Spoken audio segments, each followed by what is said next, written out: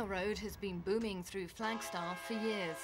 The engines and their endless carriages intrigue the odd traveller, while the station doubles up as a tourist visitor centre. But it's not Flagstaff's historic links with the railway that really bring tourists here. It's the town's extraordinary links with space. And that's largely thanks to this, the surrounding volcanic landscape. It's bleak and surreal, but 40 years ago that made it the perfect training ground for astronauts. Meteor Crater was one of the sites NASA used. It was formed in just 10 seconds, 50,000 years ago, when a meteorite hit Earth, disintegrating on impact. This formidable hole in the ground is believed to be the largest, best-preserved impact crater in the world. The crater's about a mile across, and if you want to walk around it, well, you'd be in for a 3-mile hike. It goes down 550 feet. That's about the height of a 60-story building, and at the bottom there's enough room for 6 football pitches. Pretty massive. And it was the sheer scale of the crater that offered so much scope to those involved in the Apollo missions.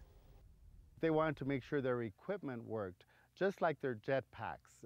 If you recall, they had what we call jetpacks, and which never really went up there with them, but they were testing them out here at the crater. The moon rover, which they did take up there, they tested that out here. This is the Hulsinger meteorite. Today, tourists visit for the geology and history, and to learn more about the crater's role in the space program. We have astronomers visiting from all over the world. But it wasn't just the land around Flagstaff that attracted NASA. It was also the sky. The area is famous for its clear skies and its impressive Lowell Observatory, positioned to take advantage of them. But NASA wanted even more. Scientists decided to create an exact replica of the moon to help the astronauts find their way around when they landed. A team of local geologists were called in to help. Gerald Shaber and Red Bailey were among them. Their task was to blow up an area known as Cinder Lakes, an old volcanic field, and to create craters in the same layout as those on the moon. Is it right we're standing on this cluster of craters? That's that big one right there? Yeah, we're right here on this rim. Okay. And so you created these larger craters, not all at once, but little ones and large ones in 3 different sequences. Yeah, is that right? Yeah. Well, you know, I'm surprised that even the big ones are still here. Yeah. We made a dead ringer duplication of part of the Apollo 11 landing site.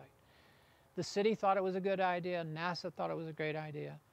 And they loved it. The astronauts just loved it. We ended up making one down in the Verde Valley later for the training during the winter months when this one was covered with snow.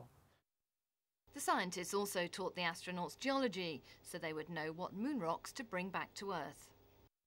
Neil Armstrong seemed to be very excited about it, and so did Buzz Aldrin. You know, they didn't want to go to the moon just to be an engineering feat. They wanted it to be worth doing scientifically. NASA, of course, was most concerned about their safety, and of course, you can understand. Getting them to take a geology hammer was a big job for us because they might puncture their spacesuit, you see. Throughout the 60s, spacesuits, equipment, and the famous lunar vehicles were all tested at Flagstaff. Everyone became obsessed with the same goal. Come and take a trip in my rocket ship. We'll have a lovely afternoon. Kiss the world goodbye, and away we'll fly. Destination moon. This is the Grover. They loved driving it.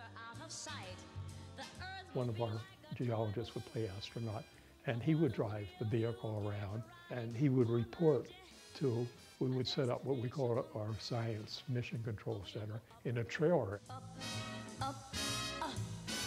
Straight to the moon. We called it Grover to stand for Geologic Rover. This preceded, for training here on Earth, the rovers that went to the moon on Apollo 15, 16, and 17. It looks essentially like the ones that went with some minor differences. For instance, the rubber tires on this one, the ones that went to the moon had woven wire tires to dig into the lunar surface. I think the most exciting part of the whole thing was the Apollo 11 landing. You know, we knew that was part of history being made. I was in mission control with the science room. My job was to map where they're walking on the moon, and I was watching their heartbeats on the TV screen, and then I knew the whole world was watching. But we were in awe. I think everybody was in awe that they had actually pulled this off and landed.